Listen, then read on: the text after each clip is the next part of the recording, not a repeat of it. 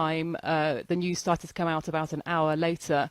We understand from the police that Boris Nemtsov was shot 4 times by an unknown gunman from a pistol. We understand that gunman was in a white car and that the car sped off, and police are now hunting, obviously, for the car and for the gunman. The death of Boris Nemtsov was confirmed soon afterwards when his political opposition colleague, a man called Mr Yashin, was quoted on Twitter. He was tweeting saying that he was next to the body of Boris Nemtsov and could confirm that he'd been shot. And since then, really, just shock on the radio that I've been listening to and on the news wires that I've been reading, because nobody expected this at all. Boris Nemtsov was extremely well known as an opposition politician in the 1990s under Boris Yeltsin. He is still very well known here, but of course in terms of political opposition there's very little of that in Russia today, or at least in parliament, and his prominence, I suppose, is far lower now than it was in the 1990s. And the fact that he's been shot dead in the middle of the night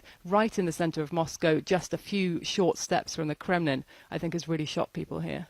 I should point out that this happened just a day before an opposition march is due to take place here. That's happening on Sunday. Mr Nemtsov was one of the organisers and one of the men involved in that demonstration. They had been hoping to gather 100,000 people.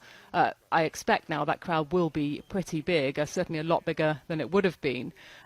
They were coming together to criticise both the war in Ukraine, to criticise Mr Putin's policies in Ukraine, and also to criticise the problems with the economy now, and to voice their concerns at the economic crisis that's developing in Russia.